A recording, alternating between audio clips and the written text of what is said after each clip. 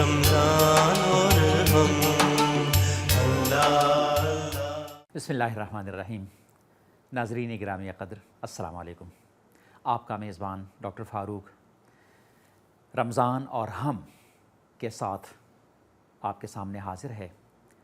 इस प्रोग्राम की बुनियादी गर्ज़ व गायत ये है कि रमज़ान की हिकमत, रमज़ान का फ़लसफ़ा, इसके मुताल्लिक़ एक आम इंसान को जो प्रैक्टिकल मसाइल दरपेश होते हैं, उन तमाम मसाइल के मुताल्लिक़ गुफ्तगू की जाए और ये देखा जाए कि उन मसाइल में असल तरीक़ा क्या है और उनमें एतदाल का तरीक़ा क्या है। ये हमारी खुशकिस्मती है कि इस प्रोग्राम में आलम इस्लाम के मशहूर स्कॉलर मोहतरम जनाब जावेद अहमद गामिदी हमारे साथ तशरीफ़ फरमा हैं। उनसे सवाल जवाब का ये सिलसिला जारी है और इंशाअल्लाह ये प्रोग्राम पूरे रमज़ान में जारी रहेगा। मोहतरम गामिदी साहब, इससे पहले हम बहुत सारी चीज़ों को डिस्कस कर चुके हैं। आज भी हम कुछ चीज़ों को डिस्कस करेंगे जिसमें कुछ थ्योरेटिकल बातें भी शामिल होंगी और कुछ प्रैक्टिकल बातें भी शामिल होंगी। रिवायात में ये बात आती है और मुख्तलिफ़ तरीक़ों से हमारे सामने ये बात मुख्तलिफ़ खुतबा हज़रात भी लाते हैं कि रमज़ान के महीने में सरकश जन्नात को बंद कर दिया जाता है। प्रॉबेबली इसका पॉजिटिव मतलब तो ये है कि रमज़ान में नेकियों के लिए एक रास्ते को फैसिलिटेट कर लिया जाता है, इसलिए कि एक बड़ी दरअंदाज़ी जो है वो बंद कर दी जाती है। लेकिन दूसरी तरफ कुछ लोगों के जहन में सवाल पेश आता है कि अगर ऐसा है तो फिर मुसलमानों के यहाँ तो बहुत सारे जराइम सरज़द होते हैं, गुनाह सरज़द होते हैं, तो ये इस तरह क्यों होता है? तो इसका क्या जवाब? में दो पहलू मलहूज़ रखने चाहिए। एक तो ये कि अल्लाह ताला ने इंसान को जब बनाया है तो उसके अंदर ये सलाहियत बदियत कर दी है कि वो चाहे तो अल्लाह की फरमाबरदारी का रवैया इख्तियार करे और चाहे तो अल्लाह ताला की नाफरमानी या गुमराही का तरीका इख्तियार करे। अच्छा, इस चीज़ को ख़ुद कुरान ने बयान कर दिया है। इरशाद फरमाया व नफ्सिम व मा सव्वाहा फ़अल्हमहा फ़ुजूरहा व तक़वाहा। यानी हमने जब नफ्स इंसानी को निक सुख से दुरुस्त कर दिया, हर लिहाज से बना संवार दिया, तो उसके बाद हमने उसके अंदर फजूर और तकवा इल्हाम कर दिया। फजूर का मतलब यह है कि वो हुदूद से तजावुज़ कर सकता है, नाफरमानी कर सकता है, गुनाह कर सकता है, गुमराही का तरीका इख्तियार कर सकता है। तकवे का मतलब ये है कि वो अपनी अकल को इस्तेमाल करके सही फितरत पर कायम रह सकता है और अपने आप को हुदूद का पाबंद रख सकता है। दोनों रास्ते उसके सामने, दोनों रास्ते उसके लिए खोले हैं। इसी बात को एक दूसरी जगह बयान किया है कि हमने इंसान को हदैनाहुन नजदैन, दोनों रास्तों की हिदायत दे दी। ऐसे ही एक जगह बयान किया है हदैनाहुस सबील इम्मा शाकिरम व इम्मा कफूरा। रास्ता उसके सामने वाज़े है, वो चाहे तो शुक्रगुजार होकर रहे और चाहे तो अल्लाह ताला की नाशुक्री इख्तियार कर ले। तो इंसान के अंदर बुराई के दायियात मौजूद हैं, वो ख़त्म नहीं होते। अच्छा। जब तक आजमाइश की ये दुनिया कायम है वो मौजूद रहेंगे। अच्छा। यानी इंसान को उस कश्मकश में तो डाल दिया गया है, उसके अंदर इल्हाम करके डाल दिया गया है जो खैर व शर की उसके अंदर बर्पा की गई। अच्छा। लिहाजा ये तो कभी ख़त्म नहीं होती, इसका ज़हूर भी होता रहता है। इसके बाद दो खारजी अवामिल हैं जो आते हैं। अच्छा। यानी जिस वक्त हम नेकी का इरादा करते हैं, नेकी के इरादे पर कायम हो जाते हैं और एक ख़ास मरहले तक हमारा अपना इरादा हमें नेकी की राह पर ले जाता है, तो इसके बाद अल्लाह ताला के फ़रिश्तों की ताईद और मदद हासिल हो जाती है। इसी को तौफ़ीक़ इलाही के मुयस्सर होने से ताबीर किया जाता है। अच्छा। यानी अल्लाह ताला ने नेकी के लिए भी एक तरह से बाहर से एक कमुक का बंदोबस्त कर रखा हुआ है। आपको एक तरह की सपोर्ट, एक तरह की मदद, एक तरह का ताउन या नुसरत बाहर से हासिल हो जाती है। दूसरी जानिब यह है कि जिस वक्त इंसान अल्लाह की याद से गफलत बरतता है और आहिस्ता आहिस्ता अपने आप को बुराई के रास्ते पर अपने इरादे से डाल लेता है, ये बात वाज़े हो जाती है कि अब बुराई का रास्ता इसका महबूब रास्ता है। तो फिर उसके बाद अल्लाह ताला कहते हैं कि वमन याशुअन ज़िक्रिर रहमान नुक़य्यिज़ लहू शैतानन फ़हुव लहू करीम। जिस वक्त बंदा खुदा की याद से गफलत बरतता है तो आहिस्ता आहिस्ता वो वक्त आ जाता है कि फिर हम उसके ऊपर कोई ना कोई शैतान मुसल्लत हो जाने देते हैं और वही उसका साथी, दोस्त और उसका हमदर्द बन के उसके साथ रहता है। तो ये अल्लाह का कानून है। अच्छा। यानी उसके यहाँ इरादा आपका होगा, इब्तदा यहाँ से होगी, आप किसी चीज़ को इनिशिएट करेंगे, वो नेकी भी हो सकती है, वो बुराई भी हो सकती है। ये नेकी और बुराई अपना काम करेगी। जिस वक्त आप सरकशी की तरफ जाते हैं तो जिन्नात आ जाते हैं, यानी शयातीन जिन अपना काम करने के लिए आ जाते हैं। जब आप अल्लाह की फरमाबरदारी की तरफ जाते हैं, नेकी की तरफ जाते हैं, आला अखलाकियात की तरफ जाते हैं तो फरिश्ते आ जाते हैं, मलाइका आपकी मदद करने के लिए। यानी फरिश्ते ज़्यादा सरगर्मी के साथ दुआएं करते हैं, सकीनत नाजिल करते हैं, आपके नेकी के कामों में आपके साथ होते हैं। लेकिन जिन्नात का जो आगे बढ़कर इंसान को गुमराह करने का अमल है, यानी हमारे इरादे के बाद, वो बंद कर दिया जाता है। और ये बंद किन लोगों के लिए किया जाता है? अच्छा। जो रोज़ा रखते हैं, جو روزہ رکھتے خدا کی ہیں، طرف رجوع کرتے عام ہیں۔ انسان کے لیے نہیں۔ اگر ایک آدمی سرکشی کا راستہ اختیار کرتا ہے، یعنی رمضان کے مہینے میں اگر بندہ خدا کی طرف رجوع کرے، اگر اللہ کا بندہ بن کر رہنے کا فیصلہ کر لے، اگر روزے کا اہتمام کرنے کا فیصلہ کر لے، تو اللہ اس کو یہ سپورٹ فراہم کرتے ہیں کہ جو اس طرح کی خارجی نوعیت کی مداخلتیں وہ ختم ہو جاتی ہیں۔ اچھا یہ بات ہے جو حدیث میں۔ اچھا، اب یہاں سے ہم اس سوال کی طرف آتے ہیں کہ روزہ کن چیزوں سے ٹوٹ جاتا ہے۔ اس میں یہ بات تو ہم سب لوگوں کے سامنے ہے کہ اگر کوئی جان بوجھ کر کھا پی لے تو اس کا روزہ ٹوٹ جاتا ہے وغیرہ۔ اسی طریقے سے یہ بھی عام طور پر لوگوں کو معلوم ہے کہ اگر کوئی انسان بھولے سے کوئی چیز کھا پی لے تو روزہ نہیں ٹوٹتا۔ چند چیزیں ایسی ہیں جن کے متعلق تھوڑا بہت ذرا ایک شک وغیرہ کا اظہار کیا جاتا ہے، ان میں سے کچھ چیزیں میں آپ سے پوچھ لیتا ہوں۔ کچھ لوگ کہتے ہیں کہ قے کرنے سے ٹو وامٹ، اس سے روزہ ٹوٹ جاتا ہے، کچھ لوگ کہتے ہیں کہ نہیں، اس سے روزہ نہیں ٹوٹتا۔ تو اس کے متعلق آپ کا کیا خیال ہے؟ میں نے تو جہاں تک استقصاء کیا ہے، کوئی صحیح روایت ایسی موجود نہیں جس کی بنیاد پر یہ رائے قائم کی جائے، اچھا اور یہ قیاس کے بھی خلاف ہے۔ اچھا یعنی عقل عام جب کسی قانون کو سمجھ لیتی ہے جی، تو وہ یہ جانتی ہے کہ اس میں کیا چیز شامل ہونی چاہیے اور کیا نہیں شامل ہونی عقل عام سے آپ کا مطلب کامن سینس، کامن جو سینس کامن انسان کی جان لیتی ہے۔ یعنی دین کی بہت ساری چیزیں کامن سینس کی آپ بنیاد کو پر ایک ہیں۔ حکم دیا گیا ہے، جی تو اس حکم کی نوعیت ہمیں معلوم ہے۔ جی ہم یہ جانتے ہیں کہ اس سے مقصود اطاعت کا امتحان ہے۔ جی آپ کی جبلتوں پر پابندی لگا دی گئی ہے، جان بوجھ کے آپ کوئی چیز اپنے حلق میں نہیں جانے دیں گے۔ جی بالکل۔ یہ تو ہر آدمی کو معلوم ہے۔ تو میرا خیال یہ ہے کہ جو بات اگر ہوئی ہوگی تو یہ ہوئی ہوگی کہ اگر کسی آدمی کو قے آ گئی ہے جی اور وہ ایک نکاحت اور کمزوری محسوس کر جی رہا ہے، جی تو اس کے بعد وہ اپنے روزے کو افطار سمجھ سکتا ہے۔ اچھا یہ بات تو سمجھ میں آتی ہے، بالکل لیکن ٹھیک۔ یہ کہ روزہ ٹوٹ جاتا ہے، ہاں کیا وجہ ہے؟ تو روزہ تو کسی آپ کے ارادی عمل سے ٹوٹنا چاہیے، ورنہ بالکل روزے صحیح کے ہے، ٹوٹنے کو بالکل وجہ صحیح نہیں۔ کھانے پینے کا معاملہ اگر بھول چوک، جیسے آپ نے کہا، خود رسالت میں آپ صلی اللہ علیہ وسلم نے فرما دیا، جی جب لوگوں نے کہا کہ اگر ہم بھول کے کچھ کھا لیتے ہیں یا پی لیتے ہیں تو آپ نے فرمایا کہ وہ تمہیں اللہ نے کھلا پلا دیا۔ صحیح تو صحیح سوال یہ ہے کہ جب کھانے پینے جیسی چیز کا معاملہ یہ ہے بالکل کہ اس سے روزہ نہیں ٹوٹتا جب تک آپ کا ارادہ اس میں شامل نہیں ہے، تو ایک اتنی اضطراری چیز جس کو قے کہا جاتا ہے، اس کو آپ کس اصول کے مطابق روزہ توڑنے والی چیزوں میں شمار؟ غامدی صاحب، کچھ گناہ ایسے ہیں جن کو گناہ کبیرہ کہا جاتا ہے اور جن کے متعلق ہر انسان جانتا ہے کہ یہ گناہ کبیرہ ہیں، جیسے جھوٹ بولنا ہے، غیبت کرنا ہے، حسد کرنا ہے، بددیانتی کرنا ہے، کرپشن کرنا ہے، دوسرے کو دھوکہ دینا ہے، چوری چکاری، ڈاکہ وغیرہ یہ سب چیزیں۔ لیکن عام طور پر یہ کہا جاتا ہے کہ ان سے روزہ نہیں ٹوٹتا، تو ان کا اور روزے کا آپس میں کیا تعلق ہے؟ اگر کھانے پینے جیسی نیچرل چیز سے روزہ ٹوٹ جاتا ہے تو ان چیزوں سے تو روزہ اس سے بڑھ کر ٹوٹنا چاہیے۔ اس کے متعلق اصل میں کیا نقطہ نظر ہے، کیا تمام فلسفہ؟ عبادات کا ایک ظاہر ہوتا ہے اور ایک باطن ہوتا ہے۔ جی ظاہر میں تو آپ یہ دیکھتے ہیں کہ کیا قانون کی خلاف ورزی ہو گئی ہے، جی باطن یہ ہے کہ آپ کا خدا کے ساتھ تعلق قائم ہوا یا نہیں قائم ہوا۔ اچھا یعنی ایک آدمی ہمارے سامنے نماز پڑھ رہا ہے، اس نے نماز میں رکوع کیا ہے، سجود کیا ہے، قیام سے ابتدا کی ہے، تو ہم کہیں گے نماز ہو گئی۔ جی یہی معاملہ روزے کا ہے۔ اچھا روزے کا ایک قانون ہے، جی آپ نے کھایا پیا آپ نے نہیں، نماز کی بات کی، مثلاً اگر یہ آدمی یعنی اندر سے اب کیا سوچ رہا ہے، کیا دکھاوے کے لیے نماز پڑھ رہا ہے، ہمیں کچھ معلوم نہیں، یہ ہم تو قانون نہیں ظاہر پر یہ بات کہیں گے کہ ٹھیک ہے جی یہ اس کی قانون نماز نہیں ہو گئی۔ دیکھے گا۔ جی اسی طرح روزے کا بھی ایک قانون ہے، اچھا آپ نے کھایا پیا نہیں ہے، جی نیت آپ نے روزے کی کر رکھی ہوئی تھی، بیویوں سے کوئی تعلق قائم نہیں کیا، تو آپ کا روزہ قانون کی نگاہ میں ہے۔ اچھا اب حقیقت کے لحاظ سے اللہ کے ہاں کون سا روزہ مقبول ہوتا ہے؟ جی وہ تو وہی ہوتا ہے کہ جس میں آدمی نے خدا کی معصیت نہ کی ہو، خدا کی نافرمانی نہ کی ہو، جھوٹ نہ بولا ہو، بددیانتی نہ کی ہو۔ اسی کو رسالت میں آپ صلی اللہ علیہ وسلم نے حقیقت یا باطن کے لحاظ سے بیان کر دیا کہ اگر تم نے جھوٹ بولنا نہیں چھوڑا تو اللہ کو تمہارے روزے کی کیا پرواہ ہے۔ اچھا تو اصل میں تو گناہوں سے بچنے ہی کی آپ کو تربیت دی جا رہی تھی۔ بالکل صحیح۔ اگر گناہوں میں آدمی ویسا کا ویسا ملوث رہا تو پھر تو اس نے صرف فاقہ کیا۔ جی یہ حقیقت ہے۔ جی تو ظاہر کے لحاظ سے تو یہ بات ٹھیک ہے کہ ہم یہ نہیں کہیں گے روزہ ٹوٹ گیا ہے۔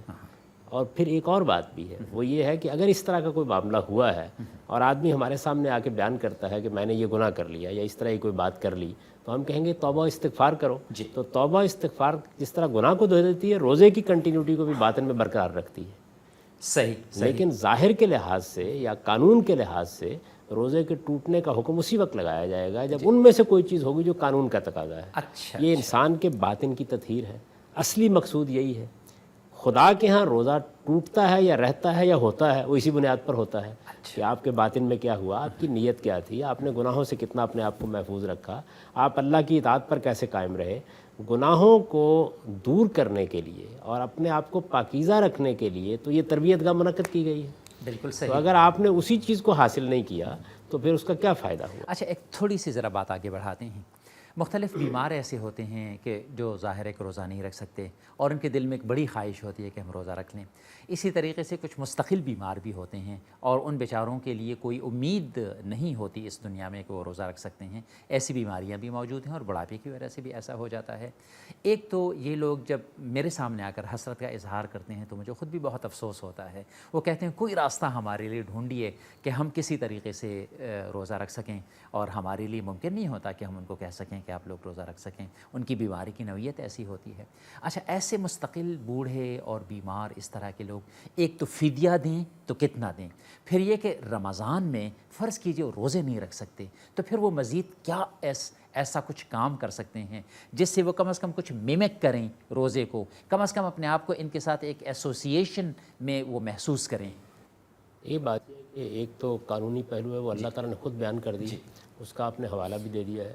فدیۃ طعام مسکین, جی ایک مسکین کا کھانا. جی یہ کھانا آپ کی استطاعت کے لحاظ سے ہوگا, جی جو آپ کھاتے ہیں, جو آپ کی حیثیت ہے, ٹھیک. اس کے لحاظ سے آپ ایک مسکین کا کھانا ایک روزے کے فدیے میں کھلا دیں گے. اچھا یا اتنے پیسے اس کو دے دیں گے. جی, یعنی اگر کوئی انسان 100 روپے کا کھانا کھاتا ہے ایک وقت میں تو 100 روپے وہ دے دے, اور اگر کوئی انسان اس سے زیادہ کھاتا ہے تو اس سے زیادہ دے دے. 10 روپے کا کھاتا ہے, 10 روپے کا کھاتا ہے جو تو اس کی حیثیت ہے, جو اس کے حالات ہیں, اس کے لحاظ سے فدیہ دے دیا جائے.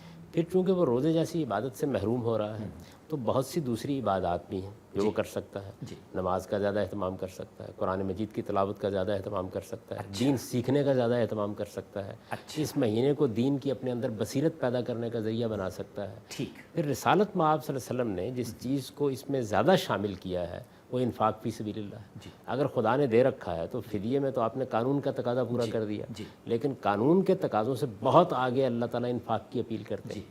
آپ خدا کی راہ میں خرچ کیجیے, اپنے اعزاء پر, اپنے اقربا پر, اپنے قریبی دوستوں پر, اپنے ملازمین پر, اور اسی طرح سے اللہ تعالیٰ کے دین کے بہت سے کام ہیں جن پہ آپ خرچ کر سکتے ہیں. تو انفاق فی سبیل اللہ ایک ایسی چیز ہے کہ جس کی اگر آپ کو توفیق حاصل ہے تو آپ زیادہ سے زیادہ اس میں آگے بڑھ سکتے ہیں. اس سوال کے کچھ اور پہلوؤں کی طرف بھی میں آپ سے پوچھوں گا. غامدی صاحب, اس طرح کے لوگ جو ہیں جو کم از کم دوسروں کی خدمت کر سکتے ہیں, ان کو دوسروں کی خدمت بھی تو کرنی چاہیے نا رمضان کے مہینے میں. جی بالکل. ایک آدمی انفاق نہیں کر سکتا, جی اللہ کا دیا اس کے پاس اتنا نہیں ہے, جی تو وہ کم سے کم لوگوں کی خدمت کر سکتا ہے. جی, کسی بوڑھے کے کام آ سکتا ہے, کسی مریض کے کام آ سکتا ہے. اسی طریقے سے سفر کا روزہ ہے. سفر کے روزے کا متعلق میں نے دیکھا ہے کہ ہمارے یہاں 2 انتہا پسندانہ ایٹیٹیوڈز پائے جاتے ہیں. ایک ایٹیٹیوڈ جو آج کل پایا جاتا ہے وہ یہ کہ اگر کسی انسان نے رمضان کے درمیان میں کہیں کھا پی لیا, کسی بس میں کھا پی لیا یا کہیں بھی کھا پی لیا, تو لوگ اسے بہت بری نظر سے دیکھتے ہیں. ایک دوسرا رویہ جو پہلے تھا وہ یہ تھا کہ مثلاً ہوٹل کھلے ہوئے ہیں اور بس اس پر ایک نام نہاد قسم کا پردہ پڑا ہوا ہے اور اندر جو بالکل مقیم لوگ ہیں وہ آ کر کھا پی رہے ہیں. تو اس کے متعلق اصل دین کا اعتدال کا طریقہ کیا ہے؟ حضور علیہ الصلوۃ والسلام نے کیا اس کے بارے میں ارشاد فرمایا ہے؟ نبی صلی اللہ علیہ وسلم نے بڑی خوبصورت بات کہی ہے کہ یہ کوئی نیکی کا کام نہیں ہے کہ آپ ضروری سفر میں روزہ رکھیں. اچھا. سفر میں اللہ تعالیٰ نے اجازت دی ہے کہ آپ روزہ چھوڑ سکتے ہیں. جی. اپنی حالت کے لحاظ سے اور سفر کی نوعیت کے لحاظ سے آدمی افطار کر سکتا ہے. اچھا. اب اگر اس نے افطار کیا ہے اور وہ مسافر ہے تو آخر کہیں کھانا کھائے گا, جی, بھوکا تو نہیں رہے گا نا. اس لیے روزہ نہیں چھوڑا تھا کہ وہ اس کے باوجود فاقہ کر کے واپس آ جائے گا. تو اس لیے کچھ ہوٹل بھی کھلے ہوں گے, کچھ ریستوران بھی کھلے ہوں گے, اس کے لیے بھی کچھ نہ کچھ اہتمام ہر شہر میں ہوگا.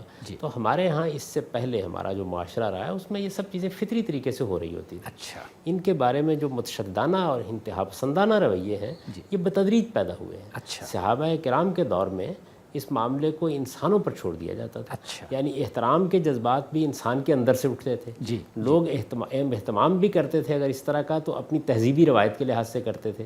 لیکن قانون بنا کر پولیس کے ہاتھ میں اختیارات دے کر احترام کا جذبہ پیدا کرنا یہ دور جدید کی ایجاد ہے. اچھا. لیکن مسلمانوں کی تربیت ہوئی ہے تو میں یہ پسند نہیں کروں گا مثال کے طور پر کہ اگر آپ کا روزہ ہے تو میں آپ کے سامنے بیٹھ کر کھانا کھانا شروع کر دوں. بالکل. یہ میرے اندر چیز پیدا ہونی چاہیے. صحیح. یہی ایک ریستوران والے کے اندر بھی پیدا ہونی چاہیے. مثال کے طور پر اس نے محسوس کیا کہ میرے پاس مسافر آتے ہیں یا کچھ ضرورت مند ایسے آتے ہیں کہ جو روزہ نہیں رکھتے, کسی وجہ سے بیمار بھی ہو سکتے ہیں, کوئی عذر بھی ہو سکتا ہے کسی کا.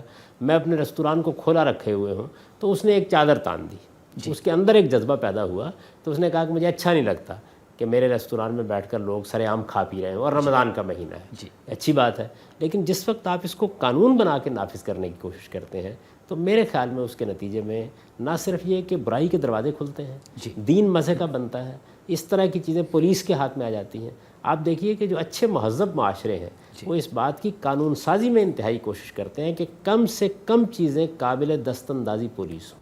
ہمارے یہاں تو زیادہ سے زیادہ چیزوں کو قانون کے دائرے میں لایا جاتا ہے، اچھے معاشرے بلکہ میں آپ سے ایک اور عرض کروں، آپ ہر سیاسی لیڈر کی تقریر اٹھا کر دیکھ لیجئے، ہر جمعے کی نماز میں تقریر اٹھا کر دیکھ لیجئے، وہ ہمیشہ کہتے ہیں اس کے متعلق قانون بناؤ، حکومت کو یہ چاہیے، یہ قانون بنانا چاہیے، یہ قانون بنانا چاہیے۔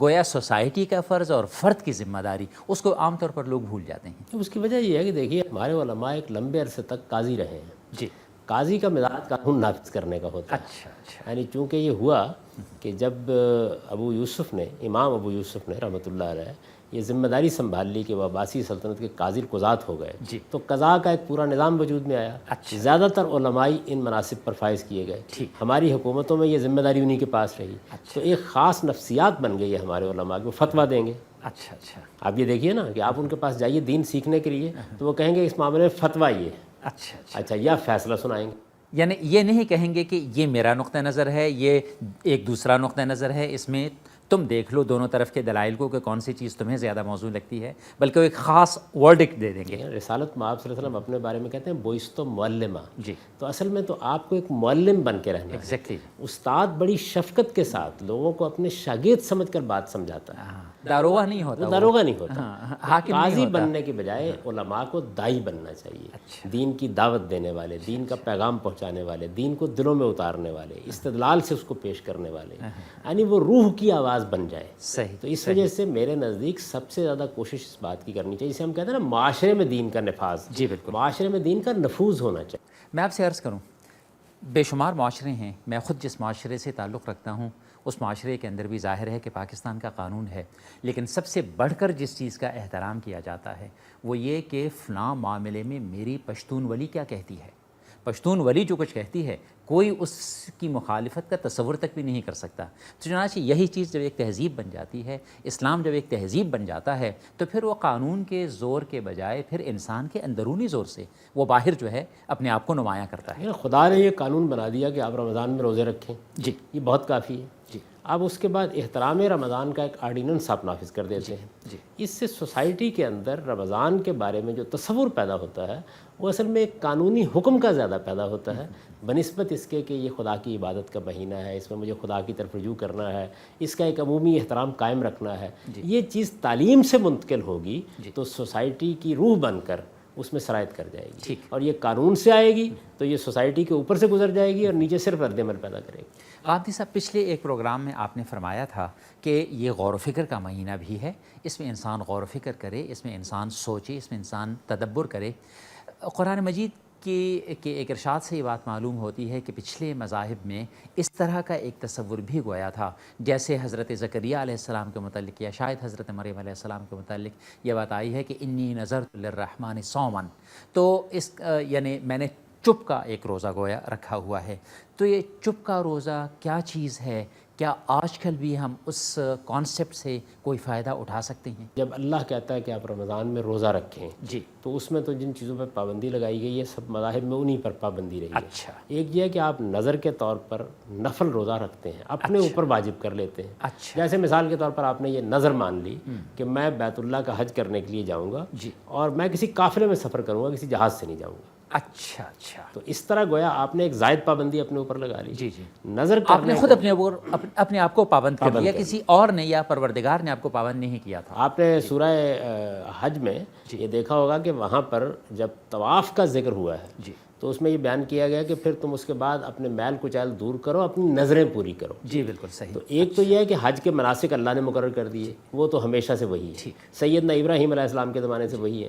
ایک یہ کہ آپ نے اوپر کوئی زائد پابندی لگا لی، اچھا تو یہ سیدنا زکریا نے ایک زائد پابندی اپنے اوپر لگائی ہوئی تھی، اور یہ لگائی جا سکتی ہے بشرطے کہ کوئی چیز اس میں شریعت کے خلاف۔ غامدی صاحب، اس میں ہم مزید بھی کچھ باتوں کی طرف توجہ دلائیں گے۔ آج کے پروگرام کا وقت دراصل ختم ہو رہا ہے۔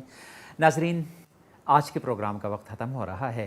इंशाअल्लाह आइंदा दूसरे प्रोग्रामों में हम रोज़े के मुख्तलिफ दूसरे पहलुओं को भी इंशाअल्लाह सामने लाएंगे और कोशिश करेंगे कि उनके सामने हमारे नुक्ते नज़र में एक वसत भी पैदा हो और हमारे नुक्ते नज़र के अंदर एक क्लैरिटी भी पैदा हो। रमज़ान और हम नामी ये प्रोग्राम इंशाअल्लाह पूरे रमज़ान में हम टीवी की तरफ से जारी रहेगा। अगले प्रोग्राम तक के लिए अपने मेज़बान को इजाज़त दीजिए। फ़ी अमानिल्लाह। हम तो गुनाहगार हैं सब, बख्शिश के तलबगार हैं सब, हम पे तू कर दे अपना करम, अपना करम। अल्लाह अल्लाह हो तेरा करम, फिर से